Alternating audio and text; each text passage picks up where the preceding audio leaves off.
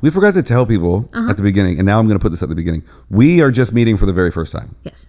When we walk through the door. Big fan on social media. Seen her perform live many times. But this is at the end of an hour and 40-minute conversation. But today was the first day that we met. So put that in your pipe and smoke it. What a delight.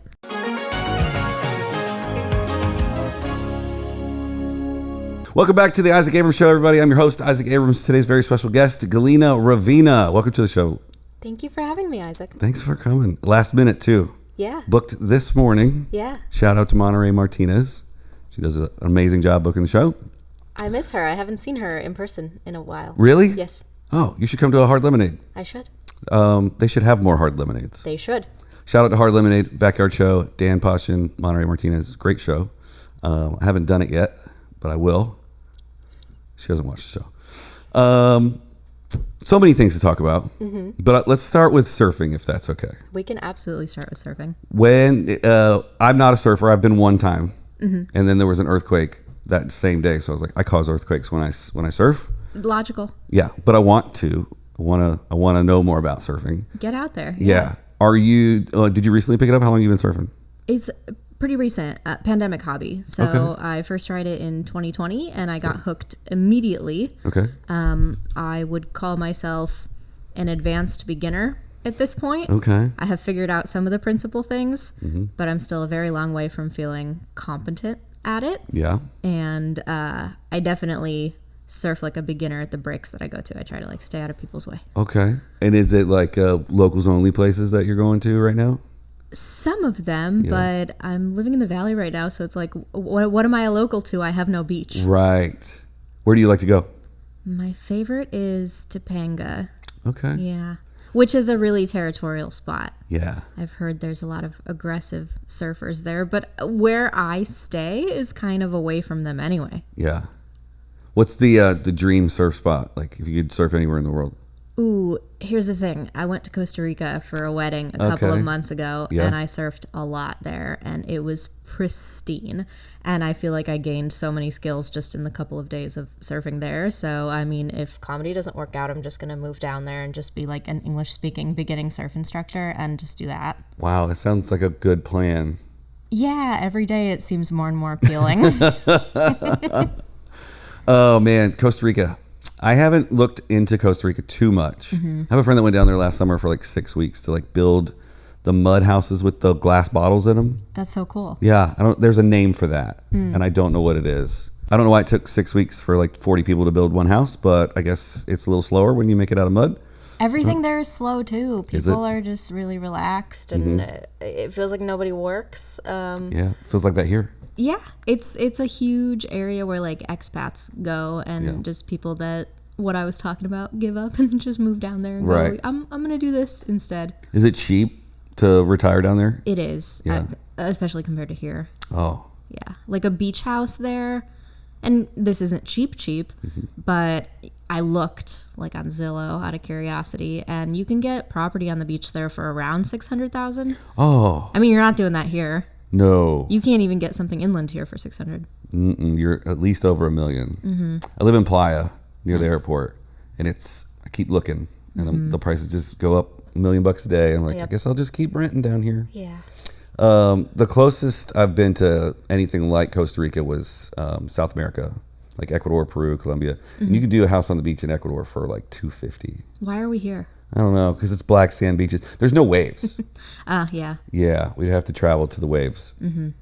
We just cut to like us podcasting from Costa Rica. That would be so much fun. Well, there's a really good beach by you, El Porto. Yep. That's a big surfing spot, but that's not for me because I'm not good enough to surf there yet. Oh, is it overhead? Is it like too tall? It gets the tallest of all the spots over here, and then I feel like it's more of a short board situation, whereas I ride like an 8-foot board. Wow. Is that hard to carry? Yes, it's a pain in the ass, but it's far easier to paddle on and far easier to catch waves on. I did it one time on a 7, 8 foot, 9 foot board or whatever. I couldn't get up. It's hard. You got to start in the whitewash. That's the trick. When you go back out, go on a day when like the tide is right and the waves are big offshore, like when they're pretty tall, because then you get really good, strong whitewash, and that's how you learn to stand up. Okay. I was hoping to learn in Hawaii. I put 2 different trips to Hawaii in the last year and a half, and both times I got COVID. Oh no. So I'm done booking trips. I would be too. Yeah, I just have to like sneak up on Hawaii and be like, got here without COVID. But when Pandy first hit, I was starting to look at I had a friend who just moved to the Big Island. He's like, well, if I'm gonna ride this out, I'm gonna fish and surf and skate all day long. Oh, I love that. And I was like, oh my god, I'm gonna look at farmland, and it's surprisingly cheap if you want to buy volcano land where you can't get plumbing. So you got to do water catchment, and then you got to remove all the lava rocks. But then you build your house, and the lava could come again. So yeah, I feel like lava is one of the scarier of the natural disasters. yeah, because it's not fast. You see it coming, and then you watch your house burn But to you the can't ground. stop it at all. There's nothing you can do. I was thinking about that. I was like, well, could I put some big rocks around it and like divert it? But it'll just Nothing. melt the rocks. Yeah. Have you ever seen like lava like up close? No, never. Me neither. All right. Well, thanks for watching, everybody. So have you ever done the Hawaii surf thing? No, I've never been to Hawaii. Okay. Someone take me. So maybe I'll take you, but we'll get COVID. We'll get COVID. Yeah, that's the trade-off. I mean, COVID's not that bad anymore. That's what they say, but then I have some comedy friends that were anti-COVID at the beginning that are like, it's worse now. We fucking told you. And I'm like, That's not true. yeah, I don't think so. No. I've had it once. Yeah. No, once. Mm-hmm. I had the Omicron in December of 21. And I'll tell you, I mean, I can't knock on wood from here, but I have not been sick since. Not a cold, nothing. Oh, really? Yeah, that was the last time I was sick. Interesting. I don't feel like I've gotten that sick. Yeah. Great. Yeah. Need to go buy some Theraflu on the way home. You know what it is, though? What's that? I relate it to the surfing because surfing is like, even though I wear a wetsuit, it's still a form of cold plunging. So I'm getting cold water exposure on a regular basis. And I think it has done wonders for my immune system. Yeah. Because I used to get sick. Yeah. Like twice a year at least. Okay. I like to swim like 2-3 times a week. That's great. I mean, not like actively swim, but I like to bounce around in the waves. That's amazing. Yeah. People are like act surprised in LA when you're like, you get in the water. I'm like, yeah, I'm like at least a mile from the sewage plant. It's got to be fine. There you go. I never get in the water without a wetsuit. I have never been. I've lived here for almost 11 years, and until I started surfing, I had never properly been in the ocean here. Yeah. Is that for health reasons or for cold reasons? Cold. Yeah? Mm-hmm. It is cold here. It's so cold. It never gets warm, even on the hottest day. It could be 100 degrees at the beach, and the water's still like 65. Exactly. Yeah, which is weird because I grew up on the East Coast, and the water is warm for 13 weeks, and then it's almost frozen. Yep. And it's clean. But you sunburn faster. Yeah. I don't understand that. Where'd you grow up? Cleveland? Cleveland. Ohio. Ohio. Have you done comedy in Cleveland? I have. Gosh, the scene there is fantastic. Yeah, they say there's more comedy clubs in Ohio than any other state. Oh, I guess I haven't ventured around the other parts of Ohio, but I started stand-up in Los Angeles, and the Cleveland scene has just always been very welcoming. And I go home twice a year, and those guys and girls like always put me on shows. They're good shows. I've done like their local festivals and stuff, and I mean those crowds are like really engaging and really fun. Yeah, I love Cleveland. I can't remember when the last time I was there, but it was in the last 2 years. Yeah. Yeah. What'd you like about it? I can't remember if I went with a comedian to do videography or if I went to shoot a commercial. But I remember being there for a couple days, and I think there's an Improv there. There is. It's downtown. Yeah. Yes. So we did. So I did go with a comedian. I think I went with. I used to have his picture in the old studio. Sorry, I went with Tim Dillon to do cool. videography. And after the theater show, we all went to the Improv, and everybody was just hanging out, and everybody was super cool. Yeah. Yeah, and I followed everybody on Instagram, so I'm still like, I feel like I'm part of the Cleveland scene. It's a great scene. I love it. I go home, I get my ass kicked at pool by Bill Squire. He's like one of the big guys there. Yeah. Yeah. Do you like playing pool? I do. Well, I was going to ask you if you play on full-size tables or the bar-size tables, but I don't know if that's What's the rude. difference? Well, the bar, you know where you put the quarters in, you like slide it and the balls come out in a bar? Those are like 6 or 7.5 foot tables. Oh, I guess it never dawned on me. And Then like I've only played on the other one. Yeah, the like billiards where they like hand you the rack of balls and like, I think those are 8-footers. Oh, okay. I don't know. I don't know. I say a lot of shit like I know what I'm talking about. I feel like all the tables I've played on have been the same size. Okay. I'm only good at pool after my 3rd beer, and then by the time I hit my 4th beer, I'm just as bad as I was before I So started there's drinking. only one little sweet Yeah, spot. that's it. Same with darts. Do you play darts? I do, but I'm bad at darts. Yeah. My local bar just got a new dart board. Mm-hmm. Yeah. I'm dangerous with darts because I don't pay attention. And then because you're just throwing them at people? Yeah. Yeah. Which I've always wanted to do on purpose. But that's thankfully they're not that sharp. Right. You can get I mean, you still ones. don't want one thrown at you. You don't, but you're not going to die. Unless, I mean, you could lose an eye or an ear. Mm-hmm. Do you have your own pool cue? No. Okay. I'm not that hardcore. So you don't walk in with like the little bag and screw it together? No, there's a table at my family's house in Ohio, so every time I'm home I play quite a bit. So you're probably pretty good. I'm not bad. We grew up with a ping pong table, so I'm still not good at ping pong. Oh, we have a ping pong. Yeah, I wish. I feel like I'm okay. Like I can volley, but there's people in my neighborhood. We have a ping pong table at our local bar, and there's just a couple guys that are so good that it makes me not want to play anymore. Intimidating. Yeah, I do get it. I get quite intimidated. Get out there. Be like, I grew up with this. Yeah, I just gotta practice. Yeah. Yeah. Get your 10,000 hours. Oh my God, 10,000 hours of ping pong sounds fun. Like if that was your job. Oh my God. I mean, it is a profession. It is. It's niche, but someone's doing it. I think if I'm gonna go niche sport, I'm gonna go cornhole.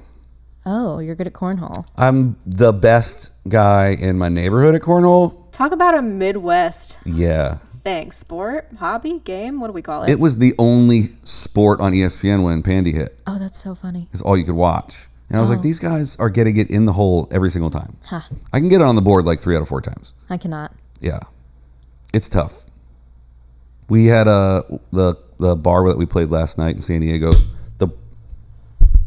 The boards were like half the distance of what I'm used to. So we'll set it up on the beach. Yeah. And I think it's supposed to be 27 feet. That sounds right. Yeah. But I think they were like who's got 14 the feet? means to measure 27 feet wherever they go? Well, my last buddy that lived in this beach house that I visit, he had a rope that he had like Home Depot cut to 27 feet. We just measured it every time. The commitment. Yes. But the guys that live there now, they think their foot is 1 foot and it's not. They're like, we're 11 and a half. I'm like, no, you don't. And then they just take 27 steps.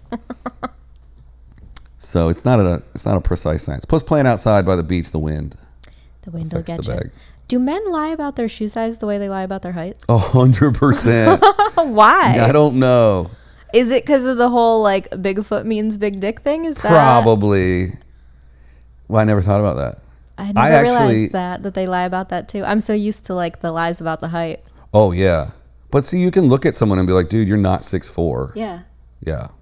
Are you rich? No. Okay. Just got to get that out of the way. Yeah. I'm gonna be. Are you? Yeah. Actually, if I gave you $1 million right now, which I don't have, but feel free to Venmo me, it still wouldn't make you rich in LA. No, it wouldn't. That's the most depressing part about living I know that it's not a lot of money. No.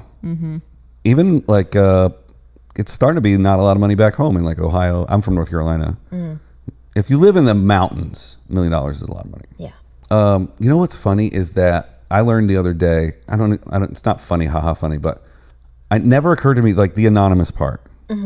Like there are celebrities that you and I both know that are in the program. Yeah, well, because our comedian friends don't adhere to it and they yap. They talk about it on their podcast, but you're not supposed to, right? You're definitely not supposed to. Because if you relapse, then it looks like the program doesn't work. Well, I think also just for anonymity. Yeah. I think if someone's going through something like that. Well, I just saw a video of Ben Affleck talking about how helpful, or maybe not. Really? That he was in it, but he was like discussing it and discussing his sobriety. And I was like, oh, I didn't know he was that deep. Huh. Just kind of changed my perspective on him. Yeah. I'm so glad him and Jen are back together. Are you? Yeah. Then what an odd. She seems difficult. She is surprisingly lovely. Oh, okay. Yeah. I worked with her like 4 times. Okay. So you don't have to like, I heard somewhere, I'm sure it's bullshit, but that somebody had to walk around before she entered a room and like spray perfume in it so it would smell a certain way. Is that real? That's 100% bullshit. Okay, good. Because when I heard it, I was like, oh, what a piece of shit. Yeah. I worked with her on American Idol. Was it American Idol? It was one of those shows where she was a judge. Okay. It was during the phase where she was dating that super young dude. Oh, yeah. He was like 27 or younger. The dancer. Yes. And did she marry him? I think so. Yeah. She's sitting in a chair much like this doing an interview, and he's walking around, and he goes up to Randy. Randy's right behind me, Randy Jackson. He's like, Randy, did you get that proposal I sent you? He's like, yeah, man, I don't think it's going to happen. He's like, come on, man, I only need $5 million. He's like asking all of her friends for money to do a show or something. It was like super uncomfortable. Well, I'm glad she's with Ben Affleck then, who doesn't need any help. The director of Geely, what's his name? Kevin Smith, was just on either Two Bears or Bert's podcast.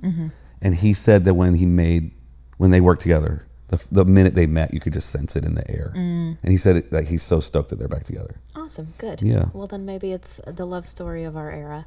Yeah, hopefully. Because the last guy, Rodriguez, Alex, the baseball guy, he cheated on her. I can't believe people like that get cheated on. Right? Yeah. So I mean, crazy. it's not their fault. It's the cheater's fault. But I'm still blown away. Well, what's her face? Emily Raja, whatever her last name is. Keith just said it, and I don't remember what it is. Stunning. Yeah. She's like a 10, if there ever was a 10. She got cheated on? No. Yes. Wait, was that Pete?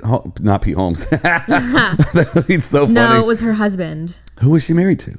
I don't know, a cheating fucking loser. Every time I picture her, I think of her being in Entourage. Did you ever watch that show? Entourage, no. Yeah, it doesn't hold up well. I bet not. It's not a good show to watch now. Yeah. Well, especially, oh God, I'm going to bring up Vanderpump Rules again. Do it. This like scumbag Hollywood producer who had been with Lala's character was like, I guess a turtle or whatever was based on him, or so he says. Wait, when you say character, isn't it a reality show? Isn't it non-scripted? Like these are real people, right? These are real people, but that one of the Entourage characters was based on this guy. Oh. This like scummy guy who like also is a cheater and has all these like crazy accusations of running a casting couch and shit. Oh, right. And that one of the Entourage characters was based on him. Huh. Allegedly. That really doesn't narrow it down. No, it doesn't. There's too many scumbag Hollywood producers. But thank God for Me Too. Like, yeah, right. They're getting their due. I don't know how we're gonna make movies anymore without like sexually assaulting women. Well, yeah, we are. They're just not gonna be good. Yeah, they're just gonna be produced and shot and directed by women. Yeah. Finally. Well, they're go funny movies. Oh wow. I'm pro woman. I'm kidding. Yeah.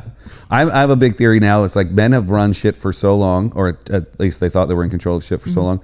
What's the deal with holding on to power? Like, let's just let women do it. I know. We fucked it up. It's just that it needs to. Here's where I think the difficulty lays. That yes, absolutely, obviously, like female talent in directing and writing and acting all needs to have a fair shot at things, but it still needs to be done from a place of like they have to be qualified, they have to have the merit. Yeah. It can't just be this push of like just inclusion where they just pick a woman because it's a woman as opposed to going on merit, because I think sometimes things swing so far in one direction where it's like, oh, we got to make sure we make this like extremely pro this group thing. Yeah, and it swings in another direction. Yeah, then they just throw shit against a wall, and it's like, it still has to be quality, because if we're going to try to fight this narrative that like women aren't funny, you better go get some really funny women to like make this stuff. And like, we're out here. So go get that, and not just whoever you already know of. Exactly. Well, I don't know. Here's the thing about who you already know of, right? So when I moved to Los Angeles with my band, we all became production assistants. But we all moved up together, but the rest of my band became producers. So I get my jobs from my friends. Yeah. So people are like, oh, you got because who you know. I'm like, yeah. I mean, when you're freelance, you do get jobs from who you know. But I do think that we have an access problem, and then potentially, and I could be way wrong about this, and I could totally get canceled for it, but I think there needs to be a better access to opportunity, not in a forced way where it's like you said, we're just going to create an opportunity for any woman. But like, how do we structure Hollywood to where there's more interest in directing and producing for women? Because I think they get a bad taste from the earliest days of like working their way up. Like, it sucks to be on set it sucks to be on set for 14 hours. And there is a lot of like locker room talk on set and in the office, and there is a lot of like guys club stuff. And I can see how a woman would be like, fuck this. I'll go do something else. Yeah. So we got to clean it up. It's getting there. It's just going to take time. I mean, Me Too just happened in, what was that, 2017, Yesterday. 2018? Yeah, so it's just going to take, I've even noticed a significant difference, and maybe because my status has grown within the comedy community, but it felt a lot more sexist when I started, like 9 years ago. It felt, there were way more uncomfortable situations and way less boundaries with like male comics, and obviously not all of them, but like the few that decided that they were going to be creepy felt very comfortable to be creepy. And now that is not so prevalent. Right. And without naming names, we could probably just all assume. Yeah, I mean, lots of people that I had to like block on everything and just would actively avoid. Like, I mean, thankfully there was not a lot of this, but there were a couple guys where I was like, oh, I'm going to have somebody walk me to my car because I don't know if this guy's going to follow me or not. Oh, no. Yeah. But that was like 2014, 2015. Okay. Thankfully, I've had far more positive experiences than negative ones. That's good. I hate hearing that. Yeah. Because you also never know, like whoever you associate with, right? You kind of come up with a class, but you also like make friends. And then you could mention, oh, I'm friends with this dude. And they're like, oh, okay. And then they don't tell you that they had an awkward situation with them. And it's not on the woman to share that. Yeah. But like, you don't know what some guys, in my case, the guys that I associate with, and I'm not naming any names, this hasn't happened to me, but like, it would be weird to find out that somebody that I associate with is like a total creep. You should feel bad for me. Yeah. Because I have creepy friends. Trust all men. Trust all men, yeah. There was a guy that was in the scene for a long time that I always got a weird vibe off of, and I didn't trust my gut because everyone was like, no, he's nice, he's just weird. He just has no social skills. And I was like, something's fucking wrong with him. And then lo and behold, he got arrested. Arrested? Yeah. For that kind of stuff? For creepy shit. Oh. Yeah, for like SA, and it's like, oh God, of course. Wow. Yeah. That's, well, you gotta trust your guts, right? You gotta trust your gut. I would rather look like a total bitch and not give someone the benefit of the doubt, because I swear I'm right. I'm right 9 out of 10 times when I feel like something's fucking up with someone. And you might not be proven right today or tomorrow, but your gut is almost always right. It's true. Or there's a little something that, a little bit of truth in every gut. I give myself more permission now than ever, because I read have you ever heard of Gavin DeBecker? He's like a security genius. So he runs a company, or ran a company that was like a security company for a lot of big celebrities. And then he got big because Oprah would put him on all the time. And he would like warn women, like, don't go to a second location with somebody. Like, don't do this. Like, all the safety tips. All the things that the like how to date bros are selling in their books. The security guys just going, don't do any of this stuff. Exactly. Gavin DeBecker did it first. And he has this phenomenal book called The Gift of Fear, and it's all these accounts of people that had just the slightest itching feeling that they couldn't describe, that they wrote off because it seemed illogical, right? But for some reason, like, someone's sitting in their car and they get just to chill, and they lock the door, and next thing you know, someone's around the corner trying to break in.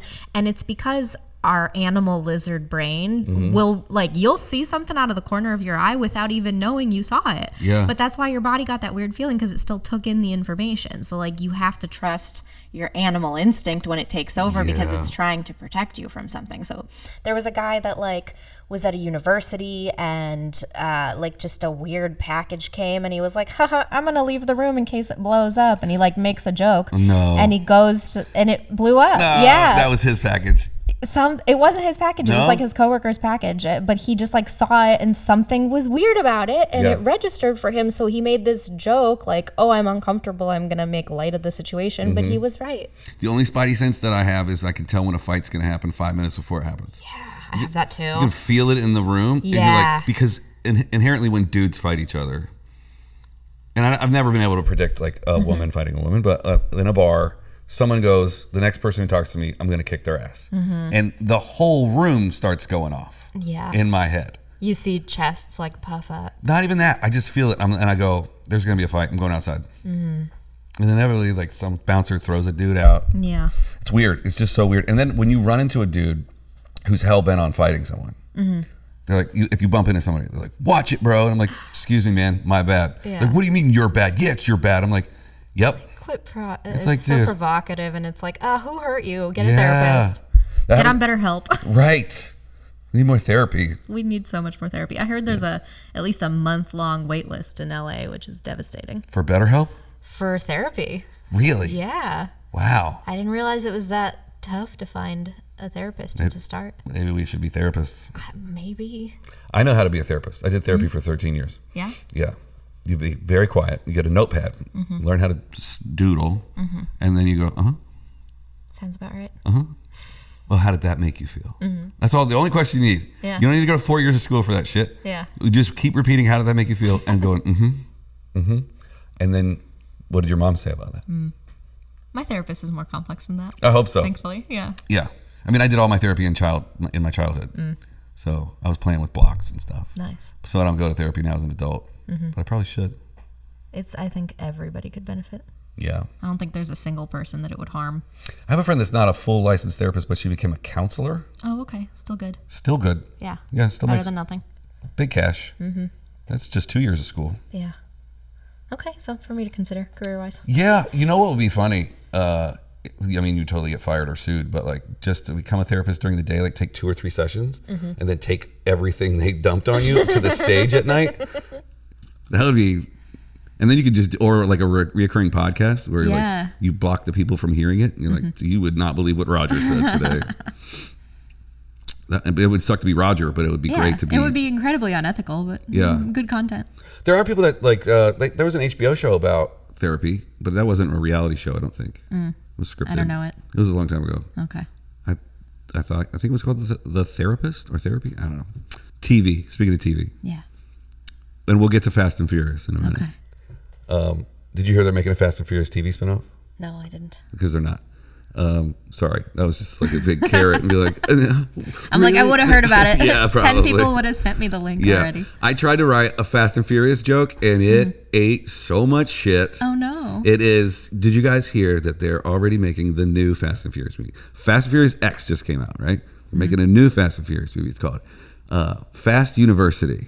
FU, we're going to keep making these movies. I like that. Yeah, crowds don't. It's a lot to bite off. It's a lot to chew on. People. It's a lot of setup. Yeah, you got to be a Fast and Furious fan to appreciate it, I think. Have you been? I guess we'll get into Fast and Furious now. Sure, let's do it. Have you been into like from 1 to basically 99? Yeah. What? Because it's an ensemble cast. So was there like somebody specific that you were like, I'm watching this for this person? Paul Walker. Oh, have you been to Santa Clarita?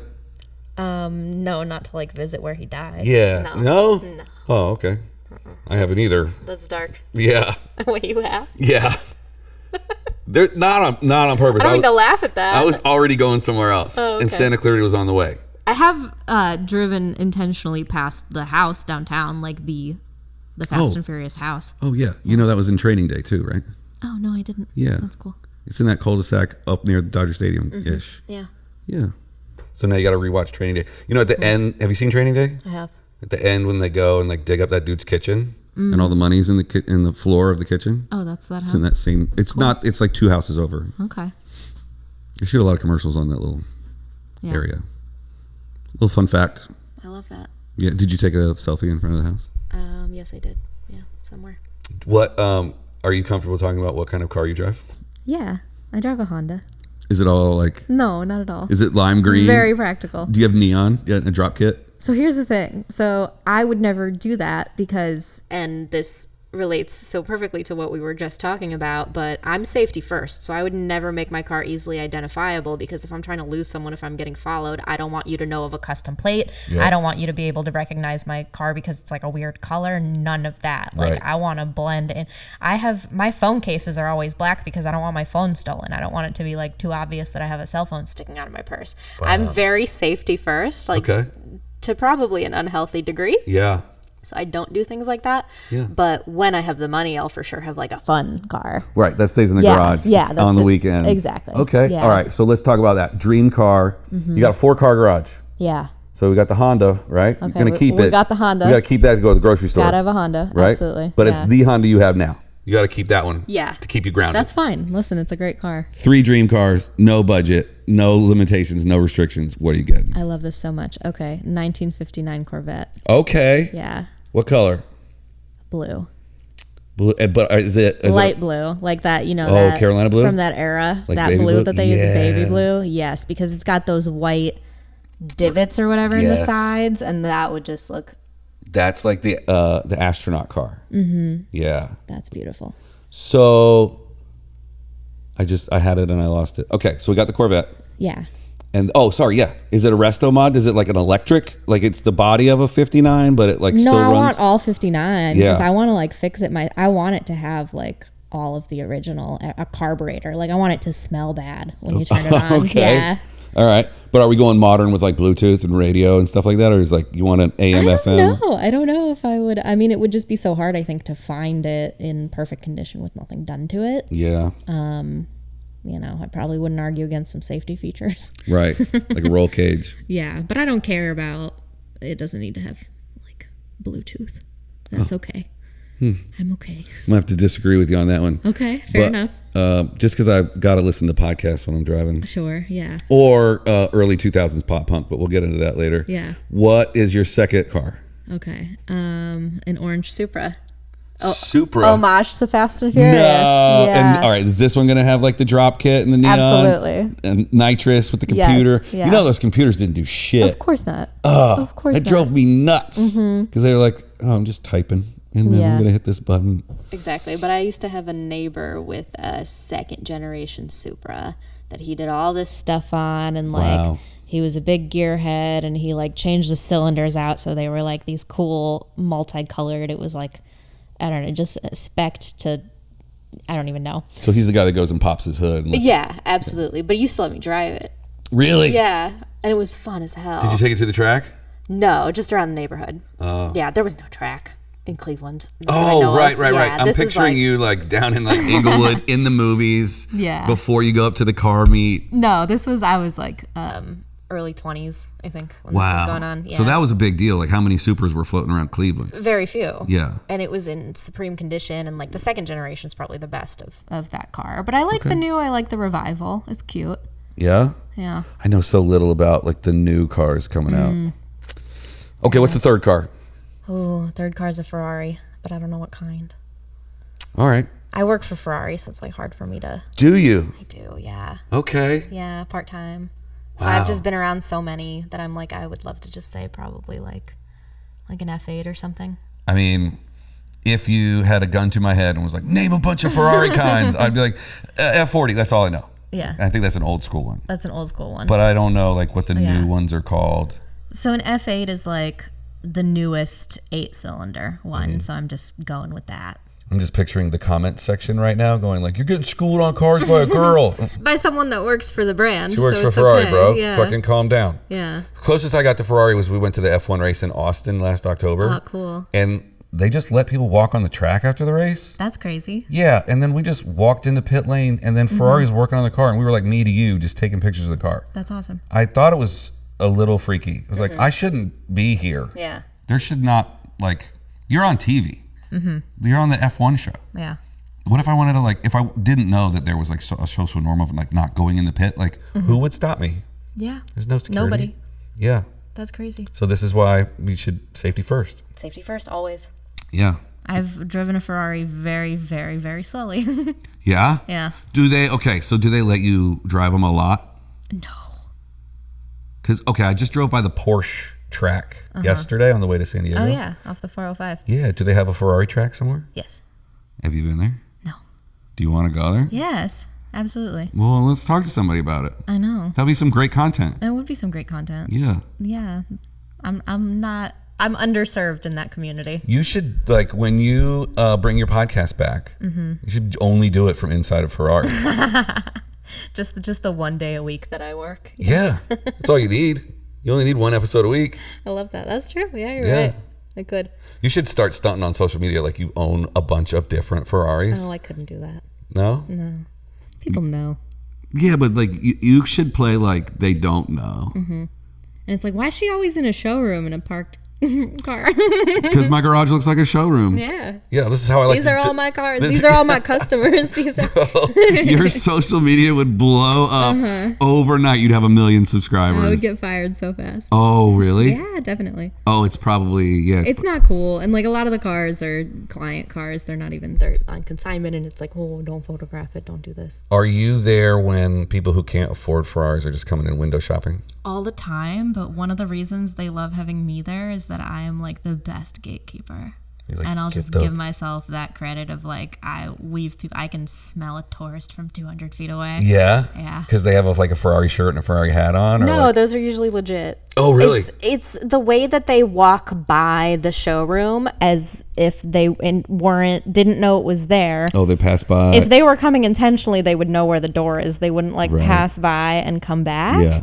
And you can just tell, or like somebody's got a backpack on and just looks like they've been walking around Beverly Hills all day long. Like it's quite apparent. And I've been at it for a long time, so I have like a spidey sense about it too. Has the backpack ever just been full of cash and you were wrong? No. Have you ever looked at somebody like, this guy's homeless, and he's been like, I'll take 4 of those? I've never been wrong. Really? Yeah. Because you see that shit in the movies all the time. Yeah. Where like the rap dude goes in, and he's like, I want 3 of these. Mm-hmm. And I'm like, sorry, sir. And then he's like, just throws the duffel bag down.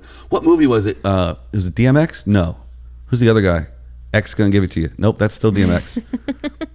Exhibit? No, I think it was DMX. Oh. DMX was in a movie where he goes in and I want 3 of these, and he like, throws it back. Maybe it was a Fast and Furious movie. No, it wasn't. Nope. Okay. It was the those other I know franchise. like the back of my hand. Yeah? Yeah. You got them all written on the back of your hand? I've seen them. That all would be so so many funny times. if you had Fast and Furious tattooed on the back of your hand.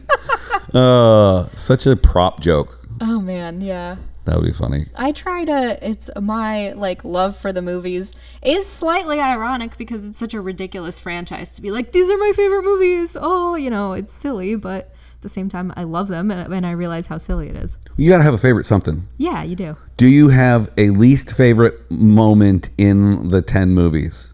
I'll give you mine first. Okay. Where they're driving the car on the 70th floor of Dubai or whatever. Oh, yeah. And he jumps it and lands in the other building. That's when I was like, all right, I love guys. the ridiculous shit, though. That's your favorite? Yeah, my least favorite scene ever in the whole franchise is in the second movie. Tokyo Drift. No, that's the third. Oh, sorry. This was Too Fast, Too Furious. Oh. You should have known. I said that too soon. Too soon. Oh, no. But there's a scene where the villain of the movie, who's this like drug dealer, is he needs to like intimidate a dirty cop, and so he puts a rat on the guy's stomach and puts a bucket over it. I remember and heats that. the bucket so the rat will like eat his way through his stomach. Yeah. You never done that to somebody? That shit. No. Oh, you should try it. Should I have? Yeah. Okay. Well, it's my least favorite Next scene. time someone punks you, you're like, get the If bucket. I had to do that, or I had to drive a car from one building in Dubai to another, I would choose the driving the car. Okay. Wow. Mm-hmm. Not into rats or not into rats digging through humans? Either. Both? Yeah, both. Yeah. My last studio had rats. You lucked out. Oh, wow. Yeah, I almost invited you last season. I haven't seen all that many rats in Los Angeles. Only a couple. Oh, yeah. Go over to Barham and Cahuenga. There's tons of them. Jeez. Yeah. Yikes. Yeah. I can tell people where the old studio was now because I'm not there. Good luck finding it. I saw one at the Comedy Store once. And it turned into a whole thing because it was like running around the the patio area, Mm-hmm. and everybody was like jumping up on the tables, and, like climbing the countertops and scared shitless. And then like one of the door guys that worked there went and got like an empty thing that beer used to be in, just like the cardboard case, and he's trying to, and the rat went vertically up the wall, which I didn't know they could do that. And he's trying to like swat it with a broom into the beer box. Wow. And I'm like, what the fuck? What is going on here? And he can't get it. It's too fast. It's too fast, too furious. Thank you. We were all thinking it. So the rat goes back down onto ground level, darts across 6 lanes of traffic across Sunset. And this was when like the House of Blues had just been torn down, so there was nothing there. Yeah. So it made it, didn't get hit by a car and just disappeared into the night. And it's probably still alive. It's probably still alive, and I'm like, well, okay. At least it didn't take any stage time from anybody. I thought you were going to say it got almost to the other side and someone ran it over. No. That would be traumatic. I was like, this rat is too smart. It found the opening in traffic. Like Frogger. Yeah. Wow. What's your least favorite Fast and Furious movie? 2. Really? Yeah. Because of the rat? I just don't. I don't know. 3 doesn't make any sense. 3 doesn't. I don't love 3. I guess like just because that. Paul Walker's not in it. Exactly. So I want to say that that's my least favorite. But I love drifting. That guy. Oh, okay. Yeah. Are you into Hoonigan? I don't know what that is. Like Ken Block, drifty car stuff. I mean, I like watching it. Yeah. I don't know a whole heck of a lot about it, but when I see it, I'm like, oh, that's cool. Okay. My old business partner used to do all the Gymkhana, Ken Block, like drifty. He would shut the city down and like produce them and stuff. And I would tell you a whole lot more about it if you heard of it before. So people at home were like, what? But I've said it before on the show. So that's as close as I get to motorsports, is that my old business partner grew up in Indiana. Yeah. And he went to the Indy 500 every year. Oh, wow. That's like cool. Of his whole life. The only year he ever missed was 2020 when they didn't have the race because of COVID. So we had all this motorsports stuff around the office, and he drove a 78 pace car, Corvette, silver. Nice. Yeah. We got to the third one, right? It was Ferrari, right? Yeah. Okay. Those are the 4. Those are the Honda, 4. The Supra, the Corvette, and the Ferrari. Right. There's no practical cars in there. The Honda. Right. But like, let's say high-end practical, right? Let's say... I don't care for like a Range Rover or a G-Wagon or any of that. No, I'm not into it. What about the Lamborghini SUV? No. Absolutely not. Because it's just an Audi? It's just an Audi, and I guess I'm not anti-Lamborghini because that's a ridiculous thing to say, but I'm so biased because I work for Ferrari. I just pictured you wearing a hat that said "Make America Lamborghini Again." It's like a red hat. I just think Lamborghinis are like new money. Like, I'm gonna show off. Look at this insanely linear, aggressive looking car. Like, I like cars to be more subtle. And yeah, even the Audi thing, it's like I like the R8 over any Lamborghini because Really? I don't like the look. I don't like the aggressive lines and the like. I like some subtlety. There's a guy in my neighborhood that, and I don't know exactly where he lives, or I would tell everyone right now his exact address. He's got an orange convertible Lamborghini, and he will drive that thing very early in the morning or very late at night. It's unnecessarily loud, too. Yeah, it's so loud. It really is. And Ferraris are loud, but they're necessarily loud. Right. I think Lamborghini, like an Aventador, like you can hear that shit from 3 blocks away. It's like, calm down. Yeah, I live near the airport, and it's louder than the planes. And because there's a very long stretch to get into my part of. I know that area well. Oh yeah, it's fucking Playa. I've already said it. So like from the 90 to when you get into downtown Playa, which is basically the beach. Yeah. What is that, Jefferson or whatever? I think it's Culver. It's just a drag strip. Yeah. And then they just opened up some of the street near the beach. So there's probably 100 square feet where you can just do donuts. And people are just down there all the time. Eventually there's going to be like, 50. It's going to be a scene from Fast and Furious. Well, Have you been to a car meetup like that? In Ohio. Okay. Yeah. I've been to car meetups here, like, for work, but they're not, like, neon lights races. You know what I mean? Right. It's just a bunch of, it's like... For the benefit of promoting really expensive cars to potential buyers. There's a meetup, like, at Malibu. Malibu Country Mart. Yes. That's what it's called. So there's constantly car meetups there. So I've been to those. Yeah, Seems like all the a time. Weird spot. But they're, like, all exotic. They're super expensive. It's like McLarens and shit. Well, I mean, if you're gonna move to Malibu, Yeah, why not rock the car? absolutely. I would love to live in Malibu. Okay, so if you had, let's build out from the garage, right? Let's do it. If you had the money to get the Civic, to keep the Civic and have a 4-car garage, She's an HRV. an HRV. She's an SUV. Oh, I'm sorry. I thought you said No, it's okay. a Civic. Yeah, no. So sorry. It's perfect because it can, like, fit my surfboards and stuff. Right, that makes sense. It's great. Yeah. And I sit high up. Right. I have like a little princess on the mattresses. I sit like a princess too. I have a VW Tiguan. Perfect. And I sit like a princess. So we got the garage built out. We have the 4 cars in there. And if we were like dangerously creative, we would have lifts and put 4 more cars under those 4 cars. Okay. Maybe we'll come back to that. But what's the rest of the house look like and attached to, on what kind of land and where? Oh, beach. Oh, of course. Beach all the way. Yeah. Either South Bay. or like Marina or Palisades. Ooh. She loves the Palisades. Yeah. Yeah.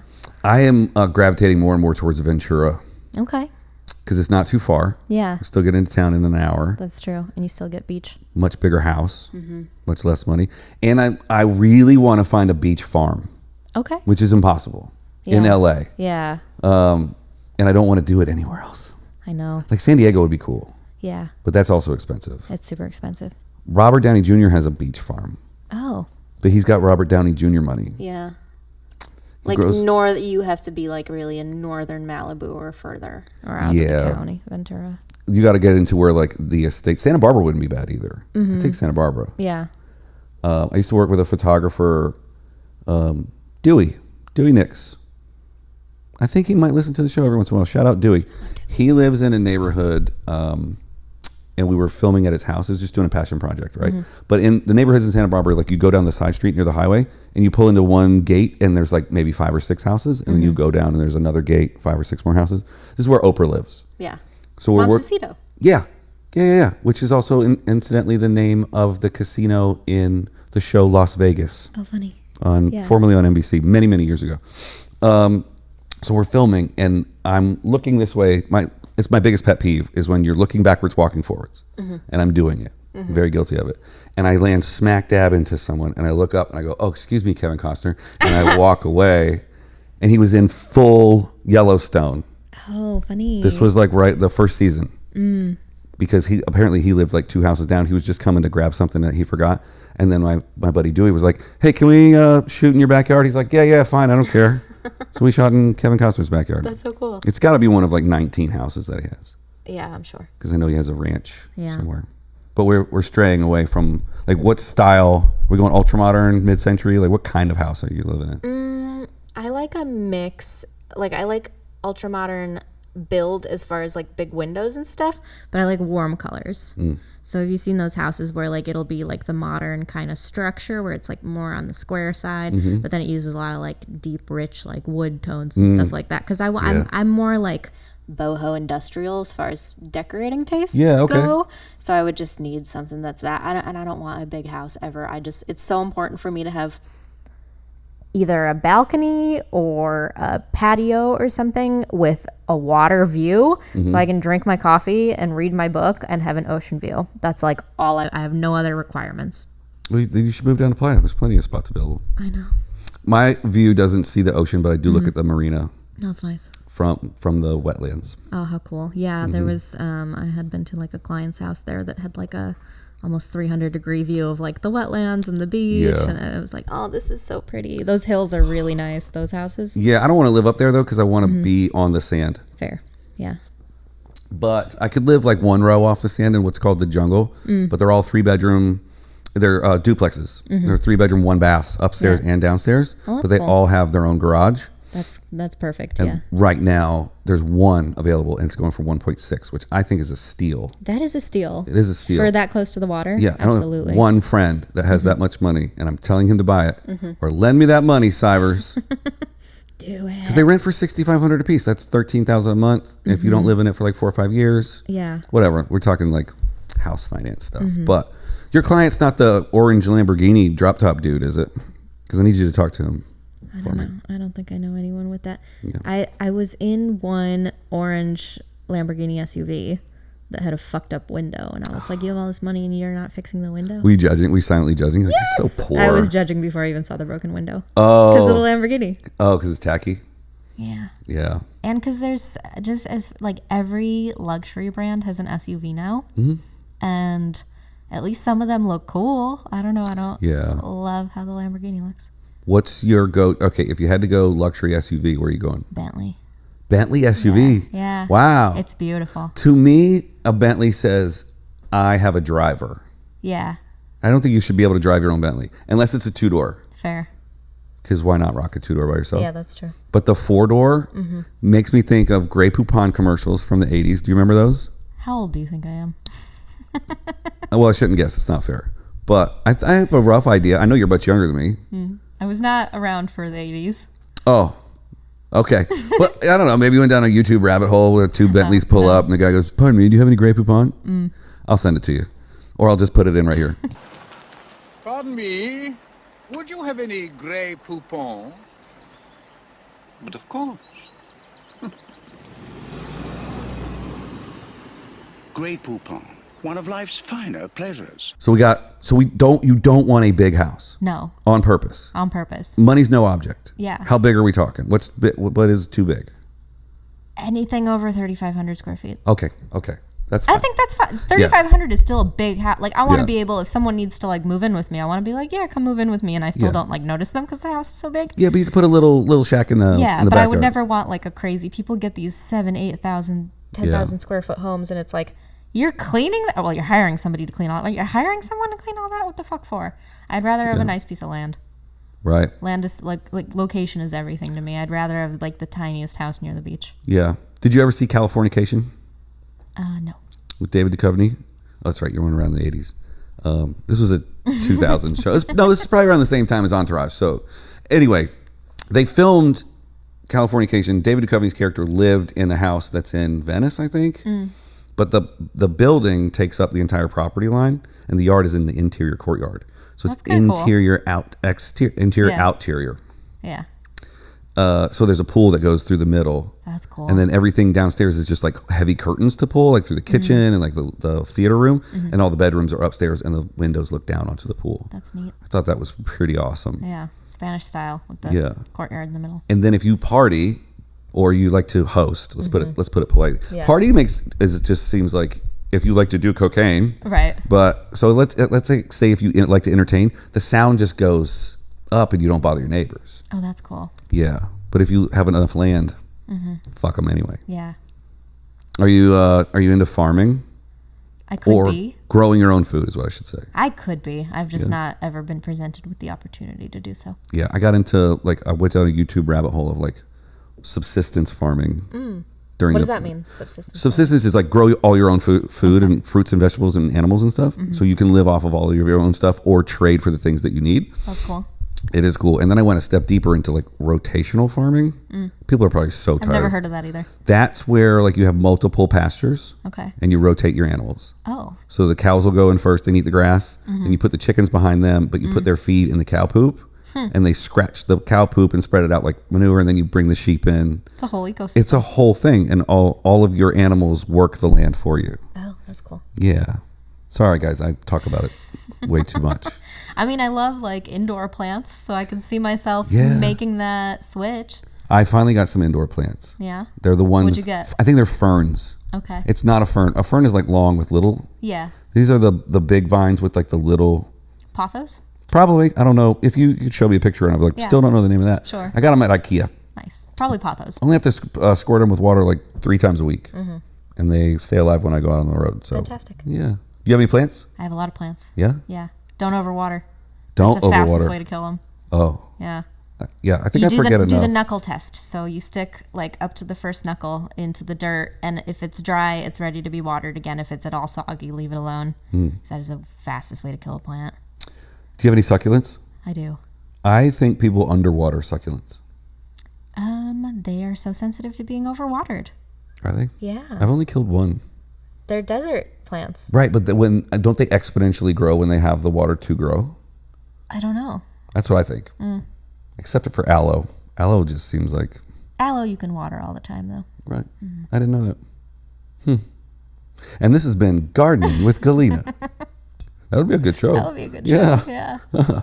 Sick. Yeah. You learn to garden on camera in real time, and they garden with you. Yeah. I might have to cut this out. Pitch this. Yeah. Tell your agent. Have your people call my people. We'll film it. I mean, listen, if the strike never ends, we're all going to have reality gonna need to shows. go reality TV. Yeah. That's going to be the way to go. Why not? I think it would be a huge pain in the ass, but speaking of reality shows, I probably talk about this too much too. There's a new documentary. Do you remember the Duggars, 19 Kids and Counting? Yes, and I've heard about this documentary, so I need to watch it because you're now the second person bringing it up to me. That's all I'm going to say. Okay.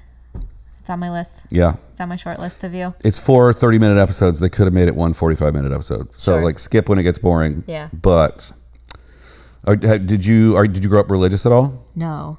Okay. Then it's definitely going to freak you out. So I grew up similarly religious to the Duggar family. Oh, really? Yeah. So I was like, oh my God, this is like why I think of this way and that way. I mean, my family didn't have 19 kids. Yeah. But were you like, because from what I've been told, it's this subset of the Christian faith where it's like a cult, essentially. We were one step above it. Ooh. Basically. Dang. Well, good for you for getting out. There were, I don't want to make it seem like it was that culty. It was pretty commercialized, but Sure. we definitely associated with people that believed that way. So. No, I mean, that's, I guess, something to be grateful to communism for, is that we weren't allowed to be religious. Oh. Yeah. Really? Yeah. No religion? No religion. That seems like it'd be good for the greater community. Part of the Soviet way. Well, then they probably don't have like right versus left political arguments either, because it's not because the wrong side gets killed. So. Oh, wow. Yeah. Oh, my God. What if that starts happening in the United States? It's like, I disagree with you. You're dead. I mean, Putin's a little more sneaky than that, but yeah. Yeah, he definitely takes care of people who don't politically agree with him. If you had the power, would you ever take care of somebody? Putin. Oh, okay. Should I not say that? That was an easy answer. Yeah. Obviously, that seems like a gimme. Yeah. Do you have anybody specific in the LA comedy community that you would just get whacked right now? I'm just kidding. I don't want to. No, of course it's not. So what do you start listing off people? Yeah. Like, Bobby Lee. What? I don't know anybody that would want to hurt Bobby Lee. Oh my gosh, I saw him almost get hit by a car once, so I think he would take himself out. Oh. We need to protect Bobby Lee at all costs. We do. He so just funny. Darted right in front of a car. Yeah. Have you worked with him? Have you done shows with Bobby? I've seen him around, but not really. Yeah. I've only photographed him a couple times, and he takes his shirt off every time. Of course. That's a big thing now, is taking your shirt off on stage. Yeah. I'm never going to do that. Me neither. I have been working out now for almost 100 days straight. I've lost like 300 pounds, believe it or not. That's amazing. I wish that was true. I just say that to make myself feel better. But even if I was in, like, let's say Matt Rife shape, or Matt Rife photoshopped shape, shots fired. I love Matt. He's the best, and he's never going to see this. Even if I did look like his projected world tour poster. Is that the T? Is that poster supposed to be fake? I don't think it's fake. Okay. It's black and white, so it's been doctored at some point. But like, he works very hard to look the way he looks. He also works very hard on his comedy. No disrespect. I have nothing bad to say about him. Yeah. He's an absolute gentleman from what I hear. When he's staring in the face of like the ability to be a creepy dude if he wanted to be. Yeah, but he gets away with it because he's pretty. Yes. And my spin on it, the positivity that I take out of that, and because I know it's like he's become this controversial figure, but I'm like, shit, he's getting people into stand-up comedy that probably would never be in stand-up comedy. 100%. Would never be interested anyway. They're like young girls, and now they're going to be stand-up fans. Not all of them, but some of them are going to like explore further and find other comedians that they like because of him. So thanks, Matt. Thank you, Matt. Respectfully kind of disagree a little bit. Oh, interesting. Because they're just going to look to see if there are other Matt Rifes, and when they find out that there are none, they'll be like, yeah, I guess I'm just a Matt Rife fan. Oh, maybe. I'm trying to look at the positive in side. 250 more days when I look like Matt Rife, there you go. then I'll have Matt Rife fans. There you go.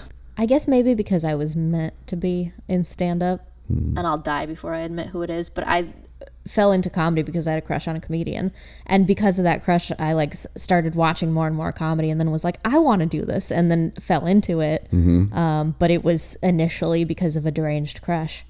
Wow. Yeah. I kind of want to know who it is, and I kind of don't. Yeah. I would never say it on air. No. I would. No, that would be crazy.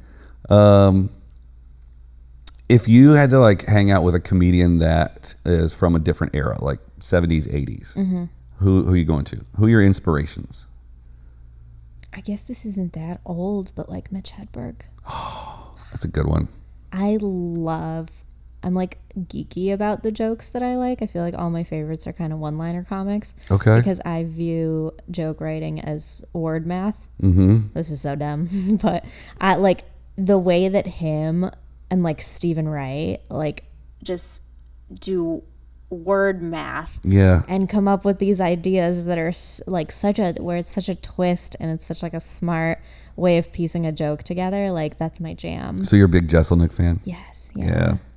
I haven't cracked the code on the one-liners yet. I'm a story guy. I'm a story off a cliff guy. I'm like, and then that was the end. Like I'm learning how to punch it up and put jokes inside the stories. You always have to work on the thing that you're not as good at. Like I have to work on longer set building. I'm trying to take jokes that are 30-second, 1-minute jokes and like build them out so I can have Like Drew's a good example of this too, where you can have like a 15-minute joke, and then that way you only need 4 jokes, and bam, you have an hour. Yeah. I need to get to that, because right now, today, if I were to do an hour, it would be like fucking 30 jokes. Yeah. That's a lot. I tried to do the math on Jesselnick one time. I was like, if he's doing an hour, and he's doing 30-second jokes, he's got to have 120 jokes. Yeah. Like, I mean, that's easy math, but it's a lot of joke writing and polishing. it's too much memorization for me. Like, I have to go like, it's hard to have a set list. yeah, the grocery store, the Lamborghini. Like, I've got to have it like an album where it's like 10 or 12 tracks. Yep. And then Drew's kind of been encouraging me to like sit in a joke and try and drag it out, like who, when, where, why, and how, and then like put the jokes in all of those too. But I don't know. I'm trying to stretch shit out. But I really do want a couple of one-liners. Yeah. But I like the way you said it, like word math. It's totally like, how do you like misdirect at the end? My favorite jokes of mine, I feel like, are short one-liner misdirect jokes, and then everything else I'm like, yeah, these are good too, but they're not as strong as like those couple of insanely strong one-liners that I have. Yeah, I have. It's not a one-liner, but my favorite recent joke, and I'll tell you when we cut, but it's from. Do you know Hormos? Yeah, I'm getting dinner with him and a group of people tomorrow. Oh, very cool. Yeah. Will you tell him that he has my favorite joke? Yes. And I'll tell you what it is. Unless have you seen him perform? Not in a long time. Okay. It's so funny. Go see Hormos live. Yeah, I don't remember his last name. Do you Rashidi. remember? What is it? Rashidi? Rashidi. Do you know who I think it's the worst for? I think it's the worst for people who are already famous and then start doing stand-up, because then I love that shit. I get the popcorn out and I'm like, okay, I want to say somebody's name so bad right now. But it's the worst because you have notoriety and people expect you to know what you're doing, but you cannot, there is no skipping being a beginner comic. And unfortunately, that's a very painful place to be. And there's, I don't care if you're Meryl fucking Streep. Like, if she went and did stand-up tomorrow, she would sound like a new comic. Yeah. You cannot substitute experience. You cannot. And if you have that kind of money, you should hire writers and a coach. But still, you're going to get up on stage and sound new, even with the best writers. I don't know. Okay, let's take, I don't know, Jeremy Piven, for example. I recently just saw him do stand-up for the first time. Did you think it was good? Or did you think he was just doing entourage quotes? It wasn't good. Okay. He wasn't doing entourage quotes. He does them at the end in his longer set. Unless I didn't know because I didn't watch. He sells tickets. He sells tickets. He was on, it was just like a showcase show. Yeah. And I don't want to say who I was next to because I don't want to say he was talking shit. But I was sitting next to an extremely seasoned actual touring headlining stand-up comedian who was like, let's see what the fuck this is going to be. And he hadn't seen Jeremy before? No, and neither had I. And we both watched it and we're like snickering, making like shitty comments in the back. Jeremy watches this show. Jeremy. Stop! She'll sell you your next Ferrari. He's a dear friend of mine. Is he? Yeah, I worked on Entourage for like 8 years. Oh no. I'm just kidding, dude. Fucking. Did you see how red my face just turned? I saw him in the bathroom at the Improv one time when I was doing photography. I think I was in the lab and he was in the main room, and we were washing our hands at the same time. And I had a little Entourage moment. I was like, nice. I'm hanging out in the bathroom. He wasn't the worst. I don't want to like leave it at that. It's just he certainly didn't sound like the guy that I was sitting next to. You know. Here's what I'll say about Jeremy. He's putting in the effort now to get good in town because when he goes on the road, it doesn't matter if he's funny. It's true. It doesn't. People are like, that's Ari Gold from Entourage. Right. And they're like going to pay the $20, $25, $45 or whatever. 100%, yeah. So at least he's doing the math. But it's the TikTok influencers that are like, I just sold out tonight. And then they think they can do a stream of consciousness for an hour. Yep. That's my favorite shit. That's the best. I would love to actually go watch that. I have not seen. The next time I see one, I'll hit you up. Because it's so horrific. Sure. There's one that I don't want to be mean, but there's a gal who was like a very big part on like a reality TV show. I know exactly who you're talking about. And then she transitioned into stand-up, and I've watched her clips, and I go, oh, baby girl. And they still get millions of views. Yeah. Of course. I'm like, at this point, now that I still have a very long way to go. Like, I'm 9 years in. Like, I have a lot to learn still.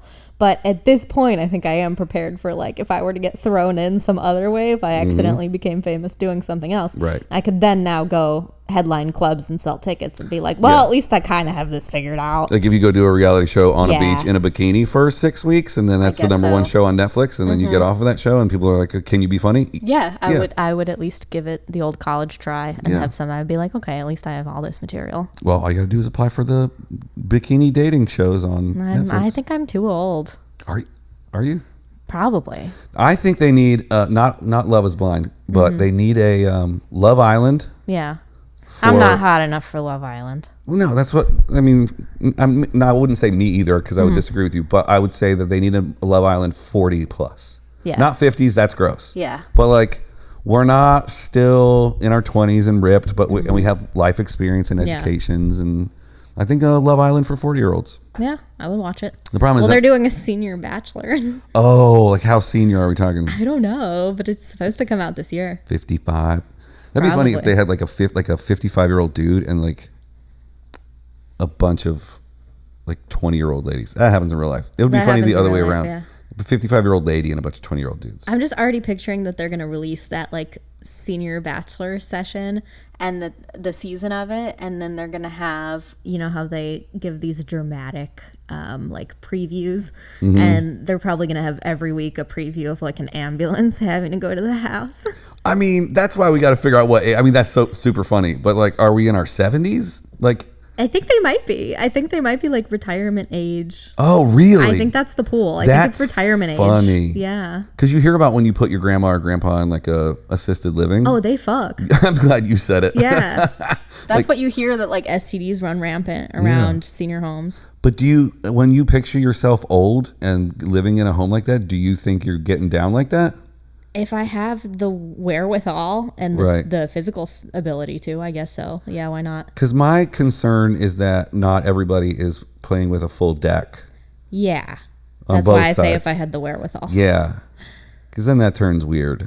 Yeah. Then it's too eerily close to that situation where did you hear like a woman that was in a coma got pregnant? Oh, like on Kill Bill? Oh, I don't know. I didn't see Kill Bill. Oh my God. I only watch Fast and Furious. That's it? That's it. So funny. It's so, once you finish 10, you go back to 1. Yeah, you start over. Wow. Do you have a show? What's your show? Oh, I love TV so much. Yeah, I watch a lot of TV. A lot. Yeah. Okay. What are you into right now? Oh gosh. I'm watching the new season of Never Have I Ever right now, which is just like a cute little like teenage. It's a teen show on Netflix. Never have I ever. Yeah, it's cute. All right. I'm just finishing it. I'm kind of in between shows right now. I want to start Yellowstone. I know that that's going to be like a thing. Oh, if I could recommend anything. I know. I'm going to start it. I just know that once I start it, like I have a script I'm working on right now, and I have all these books I'm trying to read. So if I start something like that, I'm going to lose hours a day. Right. I know I'm going to get sucked in. Well, just let ChatGTP finish your script. And let AI continue to write it. But here's what I would suggest. I only watched Yellowstone this year, and this is the year they also came out with. There's 2 spinoffs, and they're both prequels. Oh, okay. So the first spinoff is 1883, I think. It's Tim McGraw and his wife. No, that's not right. Yeah. I'm like, what country name can I think of? Faith Hill? Yes, okay. That's exactly it. Nailed it. That's only one and done. Okay. So I would start there because that's the earliest prequel. All right. And then the is next that one, Showtime as well? Everything's on Peacock, but then you got to watch it with commercials. So then you got to wait. I just downloaded Peacock, but it was just so I could fucking get Vanderpump Rules. I know. Oh, no judgment. It's so bad, but it's so good. No judgment. One of my buddy's sisters was on that show for like 5 years. And we all went out for drinks one night, and people were coming up to her left and right, and I was like, I just watched season 10 because that was like the drama that was unfolding. Yeah. But then I finished season 10 and I just started season 1. So that's the other thing I'm watching. That's really what I'm watching. I'm like throwing out other shows as if I'm not just binging like in Vanderpump Rules every night. There's definitely not binging Vanderpump every night. There is, so Yellowstone's almost done. They're filming the second half of season 5, right? That's what I heard. So I wouldn't even start till all of season 5 is out. Okay. Because you won't be able to stop. Yeah. Like I had total withdrawal between season 4 and season 5. Oh boy. And it's Paramount Plus. That's all on. So then the second spinoff takes place After Tim McGraw and like Faith go get the land, it's no surprise, not a spoiler. Obviously, somebody's got to go acquire all that land. Yeah. Then it picks up in the 1930s. Okay. And there's one full season of that right now. Nice. I think they're doing 2 or 3. Yeah. So I'd wait till at least the second season of that comes out, and then I would start Yellowstone. So it's watching it in order. Push it. Yeah. All right. I So can do definitely that. watch, but don't watch yet. Yeah. There's quite a few, like, but summer is a weird off season with television in general. I also watch a lot of like those random procedurals that I think are meant for like 50-year-olds. Like CSI? Like NBC and stuff. Not CSI, but all the like Chicago shows and 911. Chicago like Fire. that shit. Yeah, I love that shit. I almost worked on 911. The first season came out the last year. I stopped working at Fox. Yeah. But then it's like, I mean, they have, it goes on for seasons for a reason, right? It's like, it is gripping in its own way. And like, I grew up on like Law and Order. So I love that kind of, that format. Yeah. Do you have, the only Law and Order I know is SVU, because that seems like the most riveting. But I'm like, I've been watching that since I was like fucking a teenager. That is there, but there's a regular Law and Order. Yeah. I never watched that though. I watched like, you got to go SVU. Special. Yeah. Because that's where the creepy stuff happens, I know. right? That's the bet. The dung dung. Yes. You hear that, you hear certain sounds like the Netflix. The Netflix da-dung is almost like this SVU I just da-dung. learned that that's called framing. Really? Yes. I'm reading all these screenwriting books right now. Okay. Yeah. Did you ever read books on comedy, or did you just take the class and start? I didn't read. I read like books about comedy, like about the history and stuff. Oh my God. I'm Dying Up Here. Such a wonderful book. Oh, did you watch the show? I did, yeah. But the book it was just like, I couldn't put it down. It was amazing. Yeah. And like, Steve Martin's Born Standing Up is also wonderful. It's the second time today someone's recommended that. Nah, yeah, you should read it. It's great. I read it in like a half hour. I mean, it's. Or did you so say it quick. twice? No. So Keith Someone said it else too. must have said it. Yeah. So that's fantastic. But I'm Dying Up Here, and like, the Comedy Store is like why I started doing stand-up. So just anything historical. I used to do a podcast there in their podcast studio down in the basement. Yeah, I've never been down there, but they offered me to like produce some stuff down there. It's a great space, and one of my favorite things was just being in the basement. It like felt so special. I felt like a kid in a candy store, and like I just remember opening this back closet door that had like all these just heirlooms from early days and from when it was like Ciro's and stuff, like all these old banners with like old dead comedians' names on them and stuff. I was like, I cannot believe this shit is down here. I feel like I'm in a museum. You should have stolen all of it. I should have, yeah. But no, I would like never disrespect the store. Right. I think that's why there's so much stuff down there, because they just put it down there like, oh, if somebody steals this shit, we're tired of storing it. Yeah. I don't go to the store enough. I should. But I've purposely not done photography there because I wanted to save it for comedy. Fair enough. I'm working right now, I think the next, because we're in the day and age of like, put the content out, feed the beast. Feed them a content machine. And so I think the next, and it's funny because I had like thought of this, and then a couple of my friends brought it up, and they like gave me an idea of what to name it and everything. And they're like, you need to do movie reviews. And the segment needs to be called Not So Fast. That's great. And I just go over why I did or didn't like a movie. Yeah. And my whole reference point is the Fast and Furious. So I'm like, oh yeah, well, this movie was beautifully written, but 0 car crashes and very little emphasis on family. Yeah, or you go and you list everything you like about it, and then you go, but not so fast. And then you list everything you hate about it. Yeah, that's very funny. You should do that. I think I will. Yeah. I don't have the editing chops. Oh, you got to get editing chops. I know. You either got to get editing chops, or you got to pay comedians $25 a clip. Yep. That's the going rate. Well, it should be 50. Yeah. Or 75. What do I pay the guy I use? I think like 30, 35. It depends how long it is. That's not bad. Yeah. I think all the extra razzle dazzle, like if you like say boat and you see a boat and you like do all the extra stuff, that takes so much extra time than just like clipping it and putting subtitles on it and getting it out. I think that's worth a little extra money. Agreed. But that's all inside clip baseball for comedy. We have done an hour 40. Wow. Yeah. Holy cow. That's the limit, huh? Is it the longest episode you've ever done? Oh, no. Before I did cameras and it was just audio, I was doing 3-4 hour episodes. Damn, you were like pulling a Rogan in I here, was trying to pull a Rogan for sure. We would like take breaks and stuff. I mean, it works for him. It sure does. I am going to try and do 2 to 3 a week now during the summer. For you. Yeah, I'm trying to get to... This is like 105. I'm trying to get to 200 by like August. That's what you got to do. You got to get a bunch in the can, especially if you know you're going out of town. Yeah. That's smart. That's what I wasn't doing. That's why I no longer have a podcast, but it'll be back.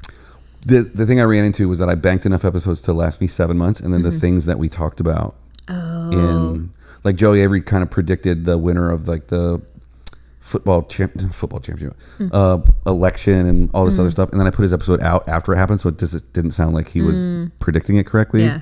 And I just started to lose track. I did like 40 episodes or 30 episodes or something, and I still have 1 or 2 that I haven't released yet. Wow. Yeah. So I will probably, I'm just gonna like make this one, I'm gonna take this down to like an hour probably. Okay.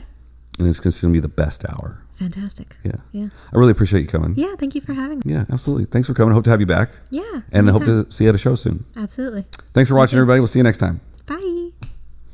Oh my God. Cool. Thank you. That was so fun. Thank you for coming. That was amazing. Especially, oh my God, my ears are ringing. Sometimes I like have to squish my ears a little bit.